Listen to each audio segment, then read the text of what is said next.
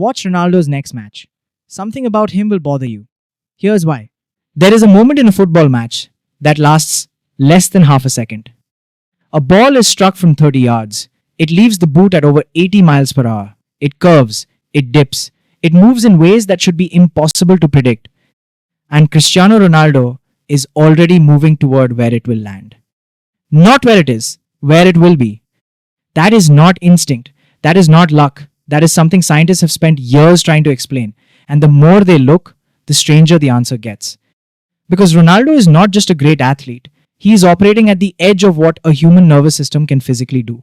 And some of what he does should not be possible at all. Start with his eyes. The average person can track a moving object up to about 60 miles per hour before the brain loses the signal. Beyond that speed, the visual system simply cannot keep up. The object blurs, the brain guesses. Most of the time it guesses wrong. A ball struck hard in a football match travels at speeds well above that limit, which means for most people, including most professional footballers, the ball becomes a blur at its fastest point. The brain fills in the gap with a prediction.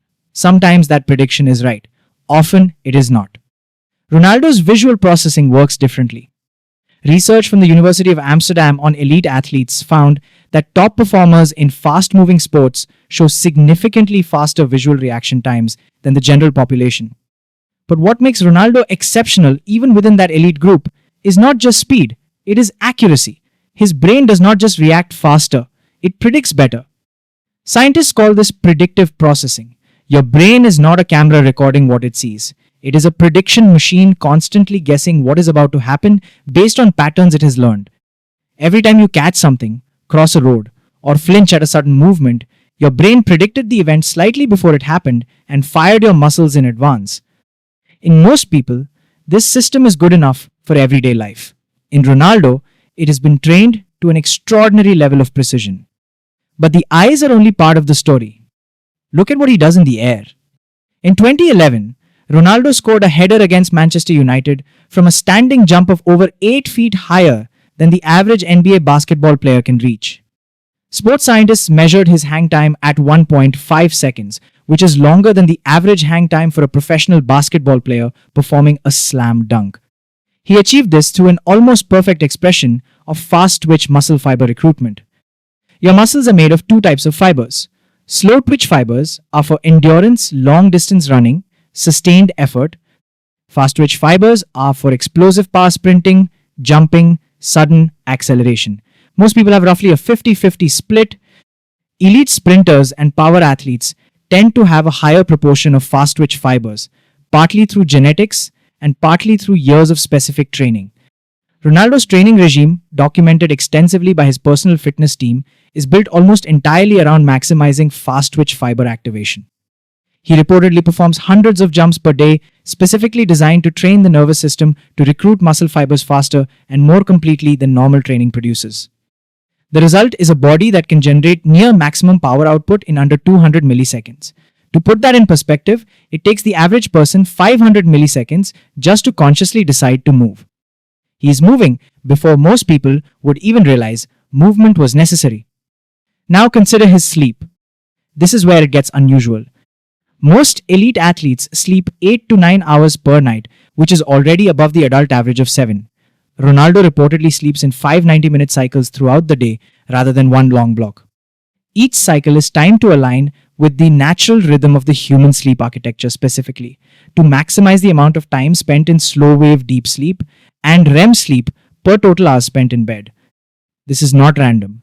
Neuroscientist Matthew Walker at the University of California, Berkeley, has documented extensively how sleep is the single most powerful performance-enhancing tool available to any athlete. During deep sleep, the brain replays motor sequences learned during waking hours, cementing muscle memory. Growth hormone responsible for tissue repair and muscle development is released almost entirely during slow-wave sleep. By splitting his sleep into multiple optimized cycles, Ronaldo is essentially compressing more high-quality recovery into the same number of hours. His body rebuilds faster, his motor memory consolidates faster. He wakes for training sessions already partially recovered from the last one. His brain, in other words, is running a performance optimization that most people do not even know is possible. But there is something even deeper underneath all of this. Something that cannot be trained, cannot be optimized. cannot be replicated in a laboratory. Psychologists call it intrinsic motivation combined with what researcher Anders Ericsson described as deliberate practice. In his landmark study on elite performance published in the Psychological Review, Ericsson and his colleagues found that what separated truly elite performers from merely excellent ones was not raw talent. It was the quality of practice specifically, practice that continuously operates at the edge of current ability, where failure is frequent and discomfort is constant. Ronaldo has been documented by teammates, coaches, and facility staff across 5 different clubs as being consistently the first to arrive at training and the last to leave. Not by a small margin, by hours. Stories from his time at Manchester United, Real Madrid, and Juventus all describe the same pattern: a player who treats every training session as a performance, who works on specific weaknesses with the same intensity most players reserve for match day. This is not discipline in the motivational poster sense of the word, this is a neurological phenomenon. Deliberate practice at that level physically restructures the brain. The neural pathways responsible for specific skills become more myelinated, wrapped in a fatty sheath that increases signal speed, which is why elite skills feel automatic to those who have them and impossibly fast to those watching from the outside. When Ronaldo controls a ball, reads a pass, adjusts his body midair, he is not thinking. He is running patterns so deeply encoded in his nervous system that they bypass conscious processing entirely. He is operating on a different layer of the brain than the rest of us. And here is the part that should stay with you. None of the science described here is unique to Ronaldo.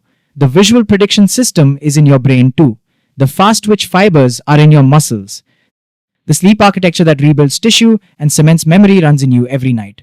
The capacity for deliberate practice that restructures neural pathways exists in every human nervous system on the planet. What Ronaldo represents is not a different kind of human. He represents what this kind of human can become when every system is pushed consistently, obsessively, over decades toward its absolute limit.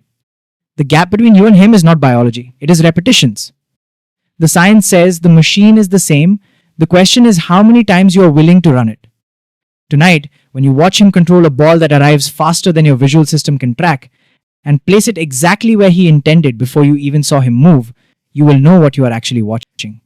You are not watching superhuman powers. You are watching a human who refused to accept the default settings. And that, according to science, makes all the difference. Thanks for watching. Subscribe to the Diaries for more mind-blowing why stories.